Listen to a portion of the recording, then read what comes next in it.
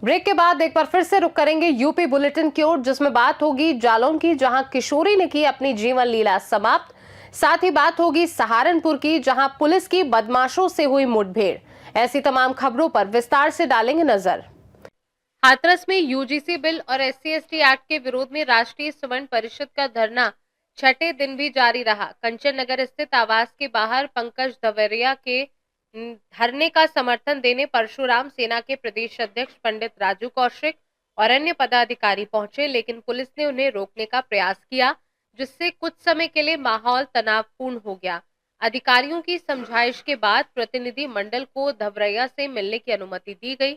मुलाकात में परशुराम सेना ने आंदोलन को समर्थन दिया और सवर्ण समाज की आवाज दबाए जाने का आरोप लगाया। पंकज दवरिया ने प्रशासन से प्रस्तावित पदयात्रा और प्रधानमंत्री से मिलने की अनुमति की मांग दोहराई और कहा कि जब तक उनकी मांगे पूरी नहीं होती धरना जारी रहेगा। समाज के पदाध्यक्ष और उनका प्रतिनिधिमंडल आपसे मिलने आया है, क्या बात है? देखिए, अभी आए, इनका स्वागत है।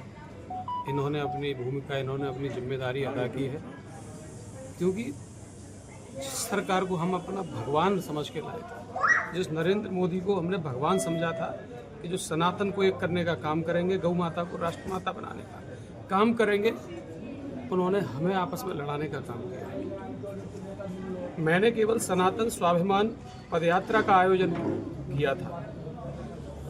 मैं तो अभी भी कह रहा हूँ, आप हमें भी अनुमति दीजिए। अगर आप प्रधानमंत्री कार्यालय तक नहीं दे रहे, जंतर मंतर तक दीजिए, रामलीला ग्राउंड तक दीजिए, लेकिन दीजिए। लेकिन मैं अपनी बहन बेटियों के हाथ पकड़ के खिंचवाना पसंद नहीं करूँगा।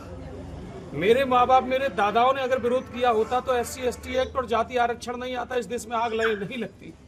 लेकिन अब मैं बर्दाश्त नहीं करूंगा कि मेरे नन्हे नन्हे बच्चों को इन फर्जी मुकदमों में फंसा दिया जाए। मेरी नन्ही नन्ही बच्चियों को रामजस कॉलेज की तरह 50,000 रुपए के मुआवजे में बर्बाद कर दिया जाए। मेरी खुद की बेटियां, जो समाज की बेटियां हैं, वो संरक्षण देखने के चक्कर में इस व्यवस्था को तोड़कर जो हमारी बहन बेटियों को मंचों से मांगते हैं उनके घरों में रहने के लिए मजबूर हो जाए, मैं बर्दाश्त नहीं करूंगा। इसलिए मैं 6 दिन से यहाँ बैठा हूँ और बैठा रहूंगा जब तक मुझे मेरी यात्रा की अनुमति, मेरे संविधान का अधिकार, सुप्रीम कोर्ट का सम्मान करते हुए मुझे अनुमति नहीं मिल जाती, या सरकार का कोई भी प्रतिनिधि मुझसे बात नहीं करता। मैं यहाँ अनवरत बैठा हूँ, बैठा रहूंगा। अपने समाज की बच्चियों को मैं नहीं खींचने दूंगा। जो शांतिपूर्वक तरीके से इस यूजीसी का विरोध कर रहे थे, क्या हमारा मिलने भी नहीं दिया जाएगा हमें? एक तरफ आप दोहरे मापदंड क्यों अपना रहे हैं? एक तरफ आप कल दिल्ली में एक विशाल रैली जो यूजीसी और SC/ST के पक्ष में थी, उसको अब बीजेपी फंडिंग करके वहां पर रैली कराती है। दूसरी तरफ हाथरस जैसे सबसे छोटे जिले में, उत्तर प्रदेश के सबसे छोटे जिले में, एक कार्यकर्ता अपने सवर्णों की आवाज को उठाता है और उसको उसके घर में ही कैद कर दिया जाता है।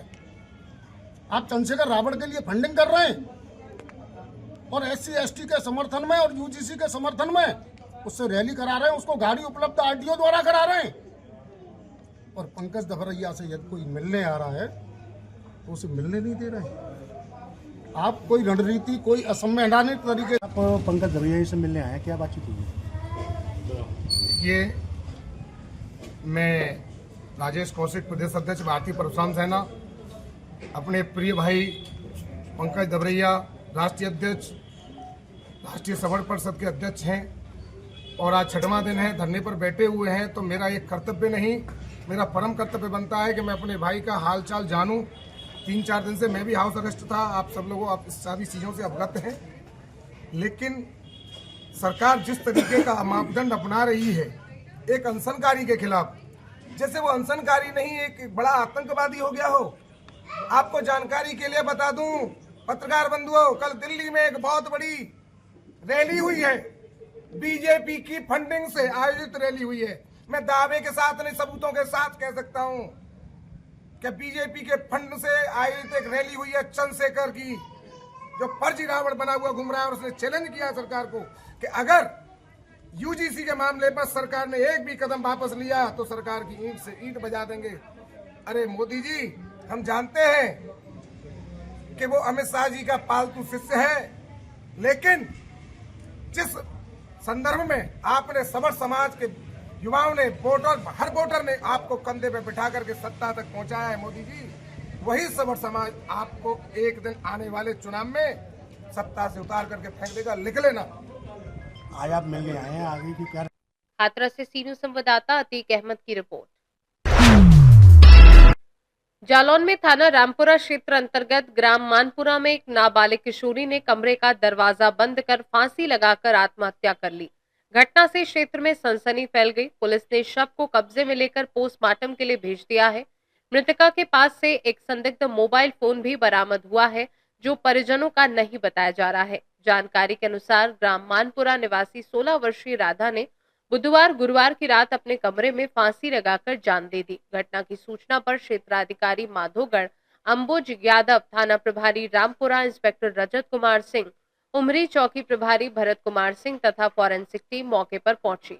टीम ने घटनास्थल का गहन निरीक्षण कर साक्ष्य संकलित किए और शव को पोस्टमार्टम के लिए भेजा। इस संबंध में क्षेत्राधिकारी अंबुज यादव ने बताया कि मोबाइल को कब्जे में लेकर जांच की जा रही है। जांच में जो भी तथ्य सामने आएंगे उनके आधार पर आगे की कार्यवाही की जाएगी। जालौन से सीनू संवाददाता निखिल तिवारी की रिपोर्ट। जौनपुर के शाहगंज कोतवाली क्षेत्र के ताखा पूरब गांव में शराब के नशे में हुए मामूली विवाद के दौरान बड़े अरविंद यादव ने अपने छोटे भाई 25 वर्षीय सुदर्शन यादव की गला दबाकर हत्या कर दी।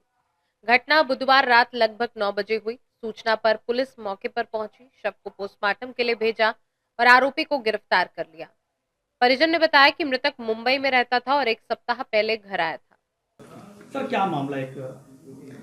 एक मृत व्यक्ति इमरजेंसी में लाए गए, जिनका नाम जो है सुदर्शन यादव, इनके पिता का नाम विजय राज यादव। इनके पता करने में पता चला कि ये ताखा पूरब के रहने वाले हैं, ताखा पूरब शाहगंज के।